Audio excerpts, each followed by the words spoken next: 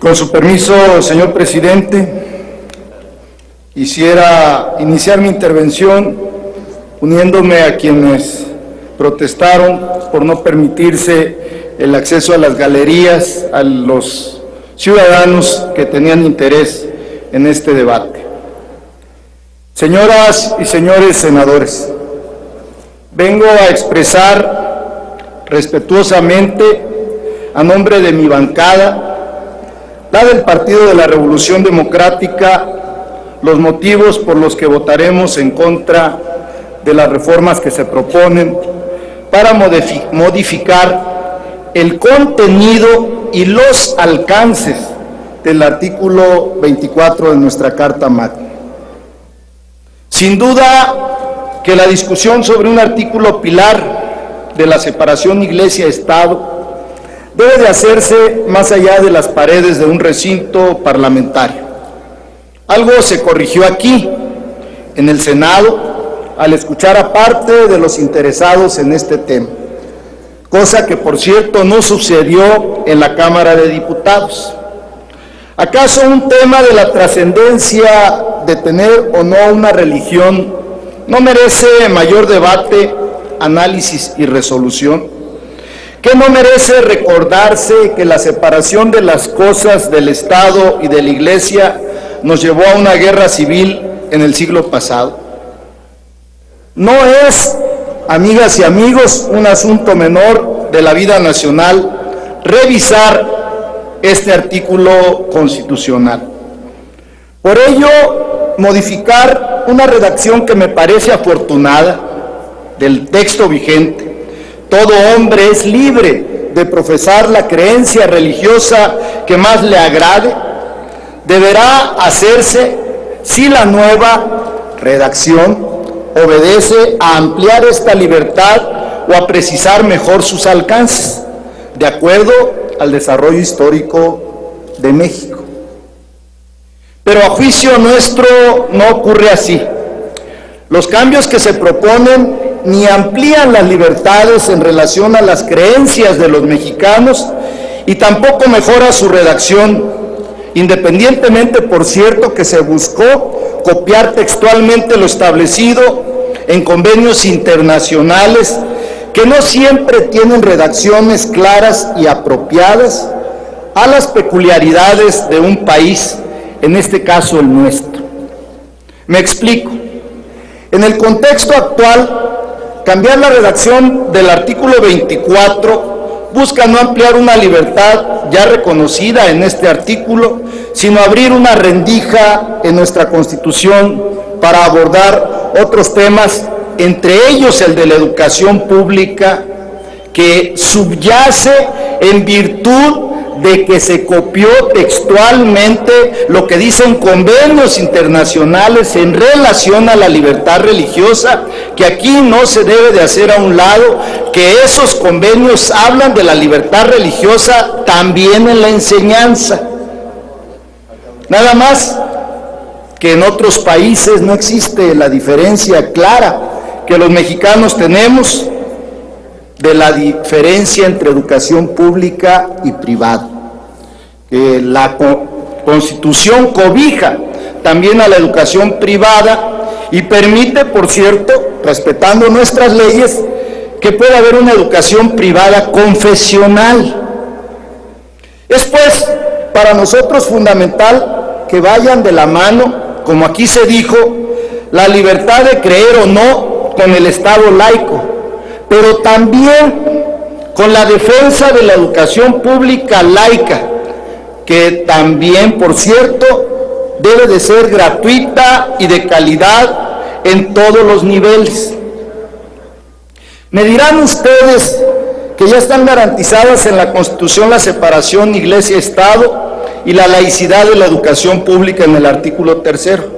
Es cierto, pero precisamente por ello no debería de modificarse el artículo en comento, ya que se corre el riesgo de que al cambiar la redacción y sus alcances, de motivo de una nueva reglamentación y por lo tanto de una nueva interpretación, porque la propuesta que hoy discutimos modifica de raíz el sentido del artículo 24 vigente, que solo habla de la libertad religiosa, y hoy, como aquí se ha dicho, se le agrega la libertad de convicciones éticas y la libertad de conciencia, que se refiere, reitero, pues, este artículo hoy exclusivamente a la libertad de culto, de creer o no.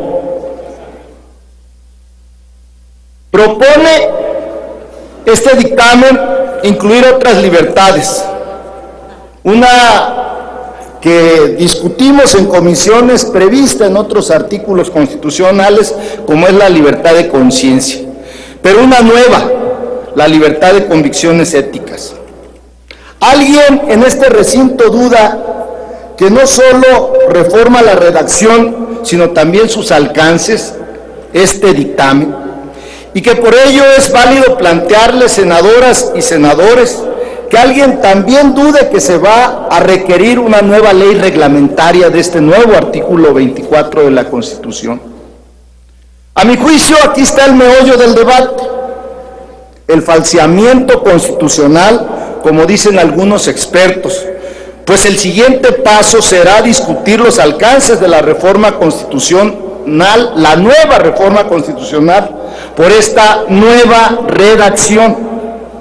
No corramos ese riesgo, compañeras y compañeros legisladores, porque no sabemos cómo será la correlación de fuerzas en la próxima legislatura, que si es más conservadora puede interpretar otra vez, como por ejemplo señalo el caso de la educación, no diferenciando entre la educación pública y privada, que es lo que no hacen los convenios internacionales que se han invocado hoy para aceptar esta modificación.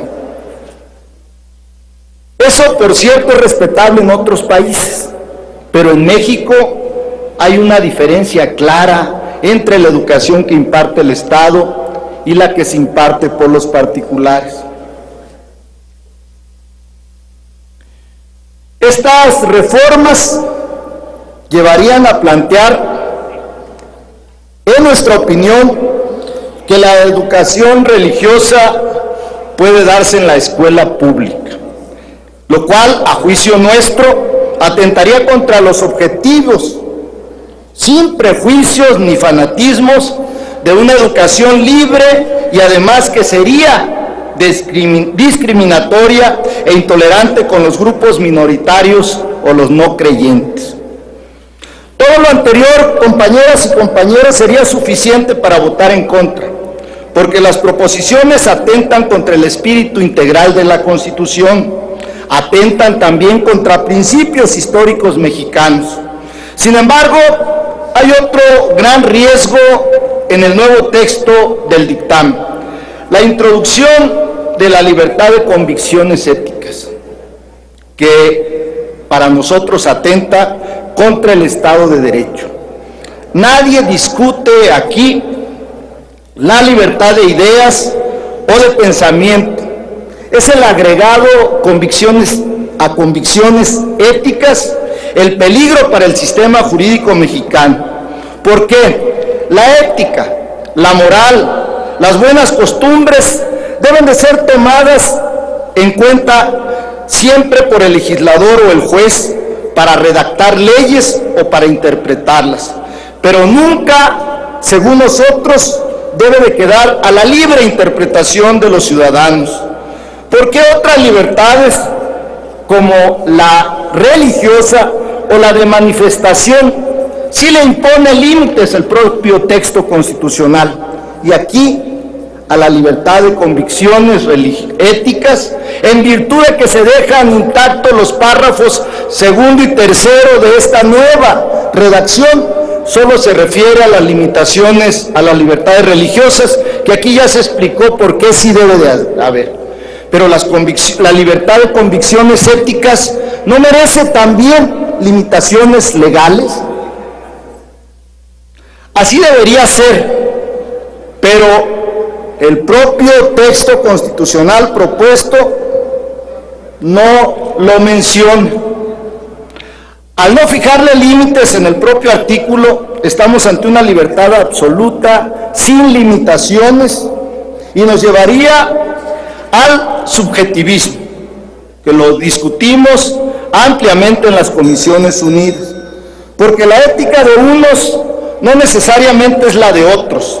Quedaría en el mundo subjetivo del derecho, contrario al gran avance que significó contar con un derecho positivo, donde la ley o su interpretación sea regulada por la propia ley. Muy diferente es la libertad de pensamiento, pero que al exteriorizarse debe de sujetarse a las reglas legales. No podemos hacer una reforma retrógrada que nos regrese a la discusión del derecho natural y del derecho positivo, de un Estado de Derecho a un Estado subjetivo. A nosotros nos obliga como legisladores el derecho vigente. Sin duda, la ética debe de regir nuestra conducta y debe de ser un referente del derecho y las leyes, pero no puede suplantarlas. Las convicciones éticas deben de estar normadas porque por su propia naturaleza son sectarias y debe ser la ley, en todo caso, la que establezca cuáles son universales. Compañeras y compañeros senadores, no podemos abrir la puerta a la confrontación que en ciertos momentos de la historia de México se ha dado, pues las libertades absolutas o los derechos humanos, como la religiosa o la de las ideas. No agreguemos un elemento más de conflicto, cuando menos no en la Constitución de todos los mexicanos. Reitero, esta es una propuesta restrictiva y limitativa de libertades y riesgosa en lo que concierne a la libertad de convicciones éticas. En especial, para nosotros, hemos estado siempre por la ampliación de los derechos. Son las minorías también quienes más necesitan la protección de sus derechos. Por ello, estamos obligados a defender las convicciones personales, la libertad que a cada individuo o grupo piense, crea y exprese lo que quiera. Es decir, la libertad de creencias tal como lo establece el actual texto constitucional vigente. Termino, señor presidente. También siempre hemos pugnado por la defensa y reconocimiento de los derechos fundamentales, y estos se encuentran ya reconocidos por el Estado mexicano en diversas convenciones y declaraciones internacionales. Estos compromisos ya fueron garantizados por las reformas constitucionales en materia de derechos humanos, publicada en junio del 2011.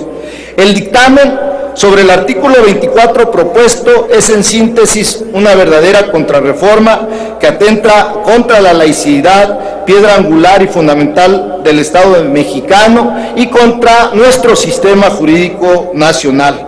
Por eso, amigas y amigos, los invitamos a que voten en contra de este dictamen, cuando menos en los términos en que se encuentra redactada la propuesta presentada por el senador presidente de la comisión respectiva. Muchas gracias.